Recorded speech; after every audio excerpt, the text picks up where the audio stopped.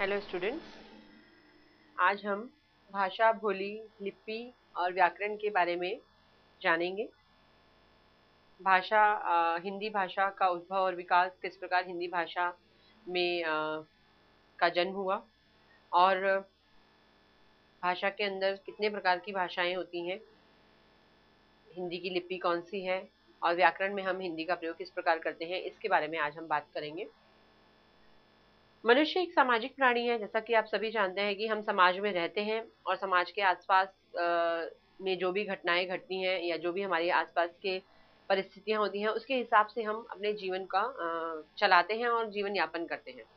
उन परिस्थितियों के अनुसार हम अपनी भावनाओं को, अपने विचारों को प्रकट करते हैं। कभी कभी हम अपने विचारों को प्रकट करने के लिए केवल संकेतों का प्रयोग करते हैं, कभी केवल चिन्हों का प्रयोग करते हैं और कभी मौखिक भाषा और लिखित भाषा का प्रयोग करते हैं। हिंदी में भाषा के मेरा जो विषय है भाषा, बोली, लिपि एवं व्याकरण। हिंदी में भाषा के कितने प्रकार हैं, कैसे भाषा धीरे धीरे प्रगति करके आज आप तक जो मैं कह रही हूँ उसी रूप में आप उसे समझ पा रहे हैं, कैसे इस रूप का आविष्कार हुआ, कैसे इस रूप तक वह भाषा पहुंची, उसको हम जानेंगे आज। आपने कई जगहों पर जब आप घर से बाहर निकलते हैं तो कई जगहों पर केवल संकेत चिन्हों को देखते हैं। जैसे आप लाल बत्ती पर जब रुकते हैं तो उसका अर्थ होता है, लाल बत्ती का अर्थ है रुकना, और जब हरी हो जाती है तो अर्थात है चलना। तो आपने संकेत से, किसी ने आपको कुछ बताया नहीं, किसी ने आपसे कुछ बोला नहीं, केवल संकेत चिन्ह से आप समझ गए कि आपको क्या करना है। मार्ग में पड़े हुए, रास्ते में पड़े हुए या उपवन या बगीचे में जब आप घूमने जाते हैं, पड़े हुए कूड़ेदान पे लिखा होता है मेरा प्रयोग करें, अर्थात कूड़ा मुझ में डालें। केवल एक भाषा का एक छोटा सा अंश जो है, शब्दांश जो है, उसने आपको बताया कि वह क्या कहना चाहता है, कूड़ेदान आपसे क्या कहना चाहता है। ऐसे ही हम जब मार्ग में जा रहे होते हैं, वाहन कोई चला रहे हो या किसी वाहन में सफर कर रहे हो, तो वहां पर यदि ट्रैफिक पुलिस कोई खड़ी होती है तो वो हाथ के इशारे द्वारा आपको चलने और रुकने का इशारा करते हैं और आप उसका पालन करते हैं। तभी हमारा मार्ग पे चलने वाला जो भी नियम कानून है उसका पालन करने से ही हम लोग ठीक प्रकार से, सुचारू रूप से अपनी वाहन व्यवस्था को कर पाते हैं, चला पाते हैं। इसी प्रकार अगर कभी आप जब सार्वजनिक स्थानों पर जाते हैं, जैसे अस्पताल, जैसे कोई विद्यालय में जाते हैं या कहीं किसी उपवन में जाते हैं, कोई भी ऐसा सार्वजनिक स्थल जहां पर आप जाते हैं, तो कुछ चीजों को आपको बोलने के लिए कोई मिलता नहीं है, केवल आपके सामने कुछ चिन्ह होते हैं और जिनका आप पालन करते हैं और आप अपने गंतव्य तक पहुंच जाते हैं। जैसे आपने कहीं कहीं पर देखा होगा, जब हम किसी अस्पताल में जाते हैं और मार्ग निर्देश नहीं पता चल पाता तो संकेत चिन्ह, जो इस प्रकार के चिन्ह होते हैं, आपको मुड़ने के लिए बताया जाता है, आपको कहा जाता है कि सीधे जाना है। तो ये चिन्ह जो है आपको बताते हैं कि आपको किस दिशा में जाएंगे तो आप अपने गंतव्य तक पहुंच जाएंगे। ऐसे ही अस्पताल में जब आप जाते हैं तो ज्यादातर आपने देखा होगा कि मरीजों के आसपास, जहां भी रोगी होते हैं, रोगियों के आसपास एक नर्स क्या चित्र बना होता है और जिसमें वह मुंह पे इशारा रखकर चुप करने का संदेश देती है कि मरीज जो है, वह जो बीमार है, उनको कहीं पे भी कोई परेशानी ना आए, इसलिए कृपया आप सभी चुप रहने का योगदान दें। आपने ऐसा देखा होगा। कूड़ेदान भी वहां पर पड़े होते हैं और कूड़ेदान पे लिखा होता है मेरा प्रयोग करें, अर्थात गंदगी ना फैलाएं, क्योंकि जहां मरीज होंगे अगर गंदगी होगी तो वह बीमारी का खतरा, संक्रमण का खतरा बढ़ जाता है। इसी प्रकार अध्यापिका जब कक्षा में होती है तो बहुत सारे बच्चे जब शोर मचा देते हैं और अध्यापिका जोर से आपके टेबल के ऊपर या मेज के ऊपर जोर से हाथ मारती है, उसका अर्थ ये नहीं कि वह टेबल पे कुछ तोड़ना चाहती हैं, कुछ उसका अर्थ है बच्चों को चुप कराने के लिए। ये एक गुस्से को प्रदर्शित करने का तरीका है कि आप सभी चुप हो जाएं और कक्षा में ध्यान दें। या अध्यापिका जब मुंह पे उंगली रखती है तो सबको चुप होने का संदेश देती है। तो इसी प्रकार कुछ चीजें जो हैं हम संकेतों से, कुछ मौखिक रूप से, कुछ संकेतों के माध्यम से सीखते हैं और इसी प्रकार धीरे धीरे हमारी भाषा का की शुरुआत हुई? सबसे पहले संकेतों से सांकेतिक भाषा हुई।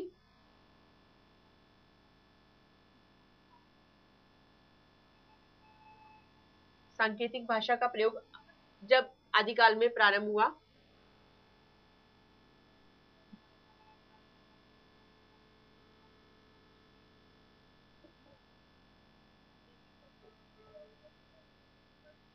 फिर भाषा सांकेतिक भाषा को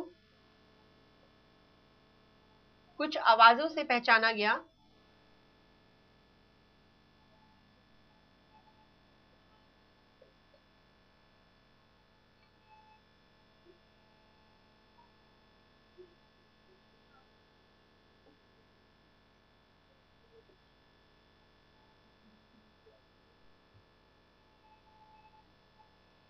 और मौखिक भाषा का निर्माण हुआ।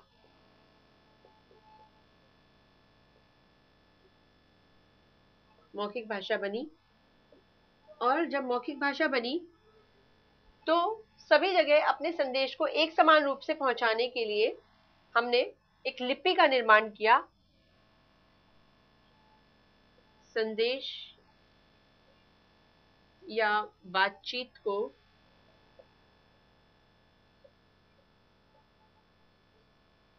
एक जैसा पहुंचाने के लिए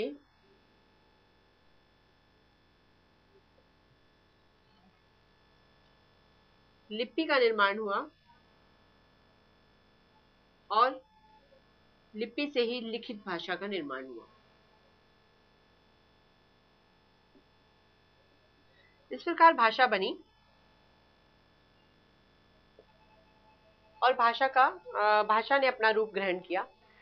इस पूरे कार्य को करने में वर्षों के वर्ष लग गए। आदि मानव से शुरुआत हुई सांकेतिक भाषा की, जब वह पत्थरों के ऊपर केवल चिन्ह बना देता था और उसके अनुसार ही भाषा को समझा जाता था। उसमें कई प्रकार के चिन्ह होते थे। जैसे मान लीजिए अगर आग है लगी है तो आग के लिए कोई चिन्ह बना दिया गया। अगर पेड़ से संबंधित कोई बात करनी है तो पेड़ का चिन्ह बना दिया गया। अगर चिड़िया से संबंधित कोई बात करनी है तो चिड़िया का चिन्ह बना दिया गया। इस प्रकार चिन्हों की भाषा चलती थी पहले। जो सांकेतिक भाषा थी ये चिन्हों की भाषा थी।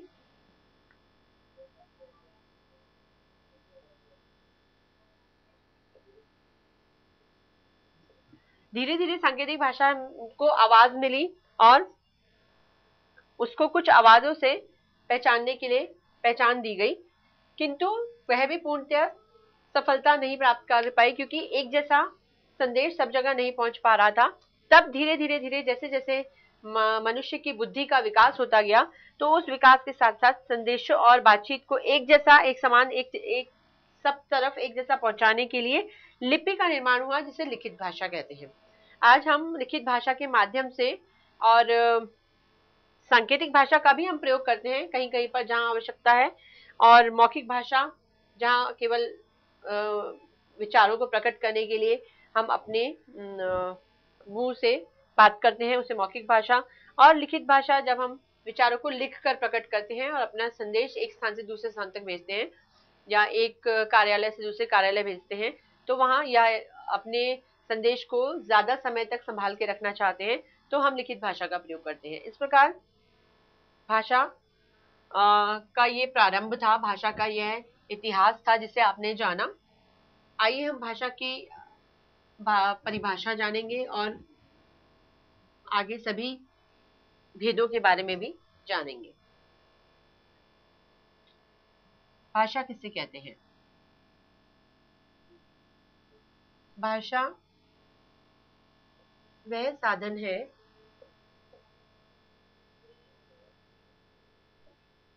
जिसके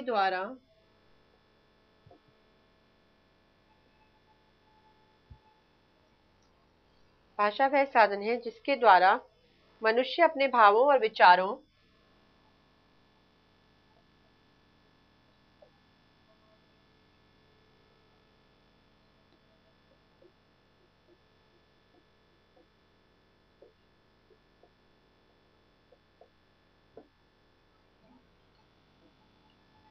को प्रकट करता है और दूसरे तक पहुंचाता है। को दूसरे तक पहुंचाता है। इस प्रकार भाषा वह साधन है जिसके द्वारा हम अपने विचारों को प्रकट करते हैं और दूसरे तक पहुंचाते हैं। यह भाष धातु से बना है। यह भाष धातु से बना है, अर्थात जिसका अर्थ है बोलना।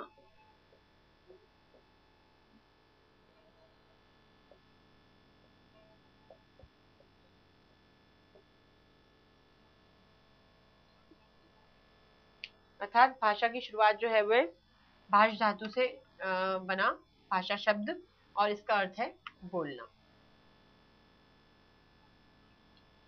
इस प्रकार आपने जाना कि भाषा किसे कहते हैं, भाषा के कितने प्रकार होते हैं। आइए आगे चलते हैं, भाषा के प्रकारों के बारे में जान लेते हैं।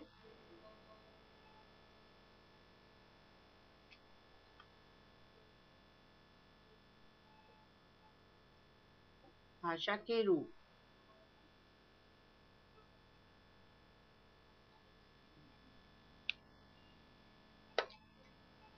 मौखिक, जिनके बारे में मैंने अभी आपको जिक्र किया, और लिखित। भाषा के यह दो रूप होते हैं। मौखिक भाषा किसे कहते हैं?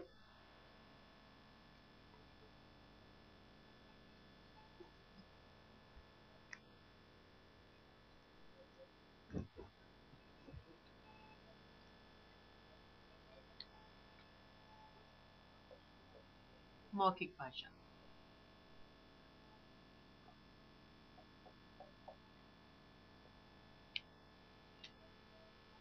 मुख द्वारा बोली गई भाषा को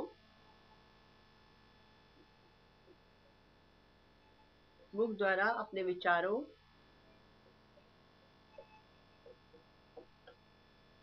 को प्रकट करने के लिए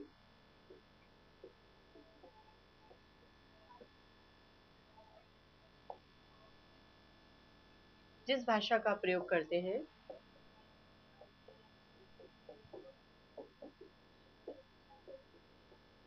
प्रयोग किया जाता है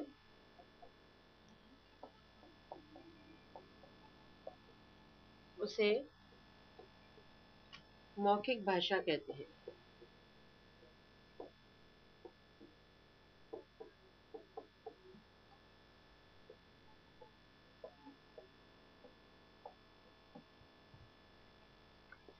इस प्रकार आपने जाना, जब हम अपने विचारों को, सोच को प्रकट करना चाहते हैं और बोलते हैं तो उसे मौखिक भाषा कहते हैं।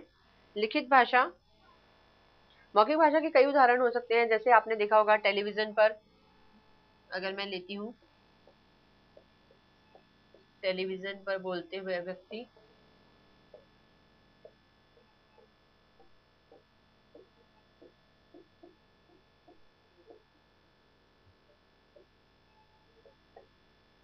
गली में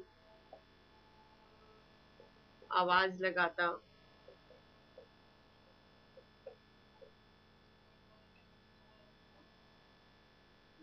सब्जी वाला आदि। इस प्रकार मौखिक भाषा के बहुत सारे उदाहरण आप और मैं जब अपने विचारों को केवल मुख से प्रकट करते हैं वह भी मौखिक भाषा ही है। लिखित भाषा, जब भावों या विचारों को का आदान प्रदान लिखकर किया जाता है।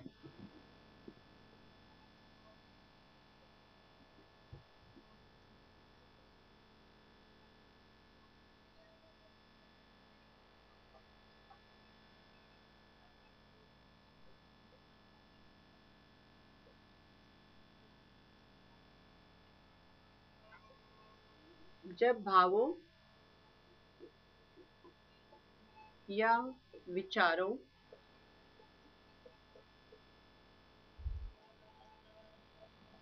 का आदान प्रदान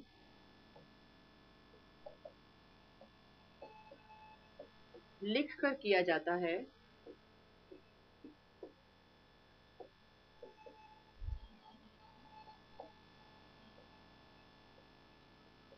उसे लिखित भाषा कहते हैं।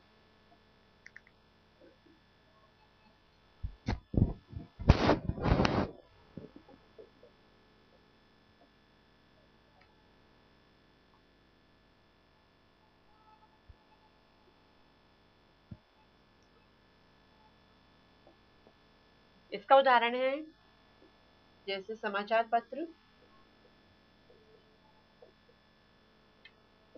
हम तक प्रतिदिन जो भी समाचार आते हैं वह लिखित रूप में आते हैं, इसलिए हम लिखित भाषा का प्रयोग करते हैं। ऐसे ही अध्यापिका जब बोर्ड का सहारा लेकर आपको कोई विषय, जैसे मैं अभी आपको समझा रही हूँ, लिखित भाषा के माध्यम से, मौखिक और लिखित भाषा के माध्यम से आपको अपने विषय को स्पष्ट करना चाह रही हूँ, तो यह भी लिखित भाषा का उदाहरण है। अब हम आगे चलते हैं और जानते हैं कि बोली किसे कहते हैं। मैंने आपसे भाषा के बारे में बताया, अब मैं बोली के बारे में आपको बताना चाहूंगी।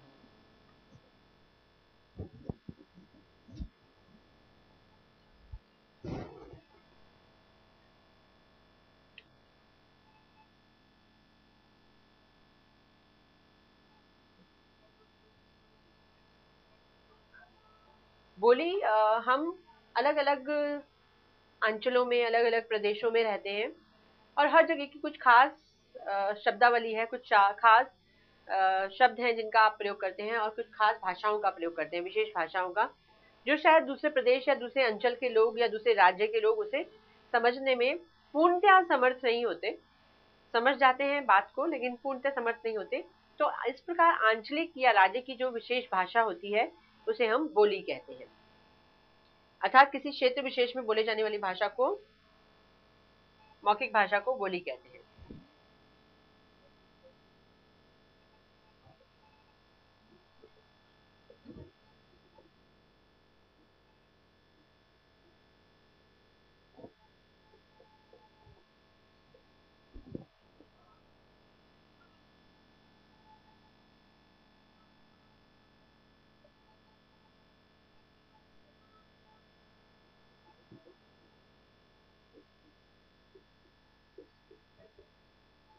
बोली कहते हैं।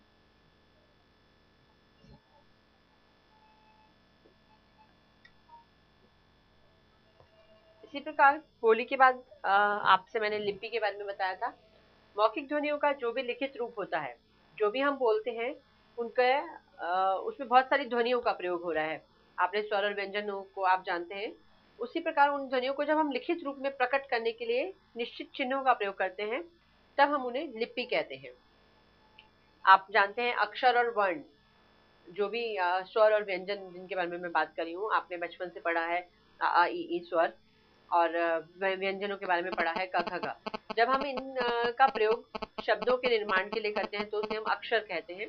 और इसी प्रकार मुंह से जो भी हमारी ध्वनियां निकल रही हैं, जो भी मैं आप तक संप्रेषण कर रही हूँ, जो भी मैं आप तक पहुंचाना चाह रही हूँ, उसके लिए मुझे वर्णों की, अक्षरों की, स्वरों की आवश्यकता है।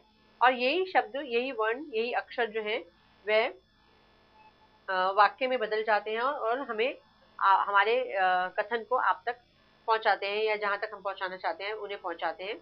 इसलिए भाषा जो है वह विशेष विशेष रूप से लिखित चिन्हों का जो है रूप है।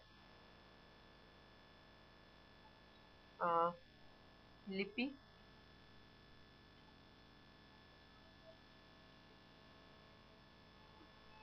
मौखिक ध्वनियों को लिखित रूप में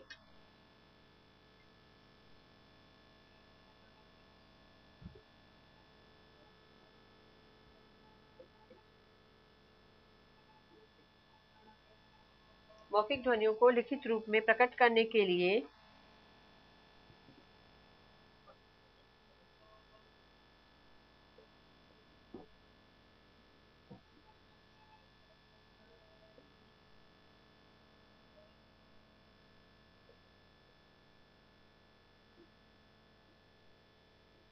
कुछ विशेष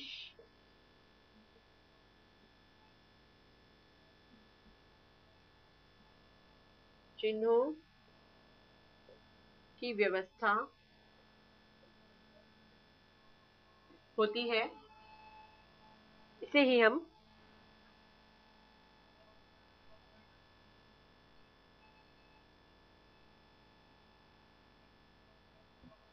लिपि कहा जाता है।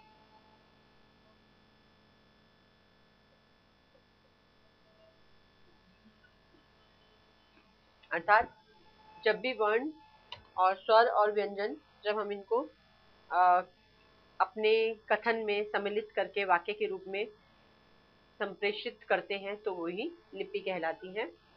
हिंदी की लिपि देवनागरी है, ये शायद आप सभी जानते होंगे, हिंदी की लिपि देवनागरी है। और ऐसे ही नेपाली, मराठी और संस्कृत भाषाओं की लिपि भी देवनागरी है। यह एक अच्छी जानकारी है जिसे आपको पता होना चाहिए। हिंदी, मराठी, नेपाली, तभी आप नेपाली भाषा को भी काफी हद तक समझ पाते हैं। और संस्कृत, इन सभी भाषाओं की लिपि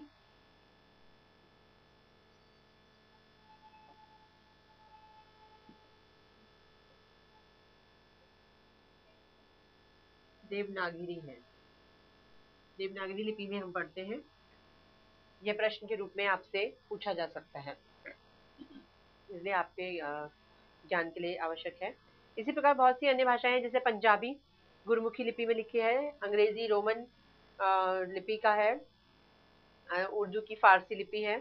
इसका ज्ञान भी आपको अवश्य होना चाहिए।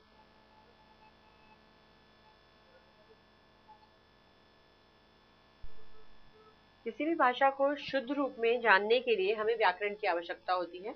अर्थात भाषा की शुद्धता केवल हमें व्याकरण से ही पता चलती है। इसलिए हम कह सकते हैं कि व्याकरण वह शास्त्र है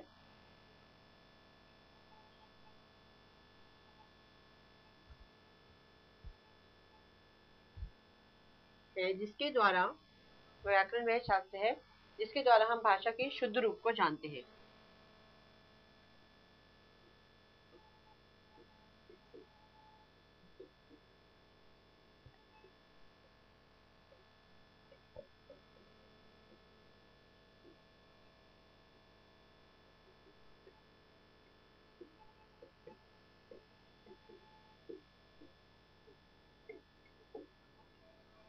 इस प्रकार इसका एक उदाहरण देना चाहूंगी। जैसे अगर मैं बोलती हूँ कि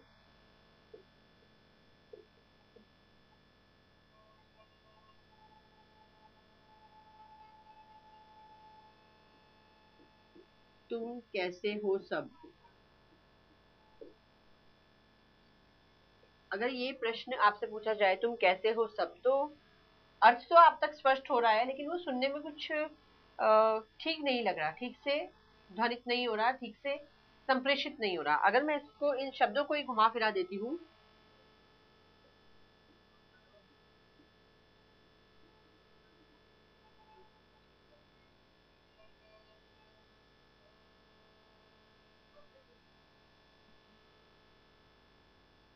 तो आपको इसका सही अर्थ समझ आता है। तुम सब कैसे हो, तुम कैसे सब हो। तो वाक्य में शायद आप इसके अर्थ को निकाल लें, लेकिन वह उचित रूप से लिखा नहीं गया, इसलिए हमें व्याकरण की आवश्यकता होती है। और व्याकरण से के माध्यम से ही, व्याकरण की सहायता से ही हम वाक्य को सही रूप से आप तक पहुंचा पाते हैं। इस प्रकार आपने जाना भाषा, लिपि, बोली और व्याकरण को। अध्याय संक्षेप के रूप में इसको मैं समझाना चाहूंगी आपको। इस बात को यहीं से समाप्त करते हुए अध्याय संक्षेप लेती हूँ।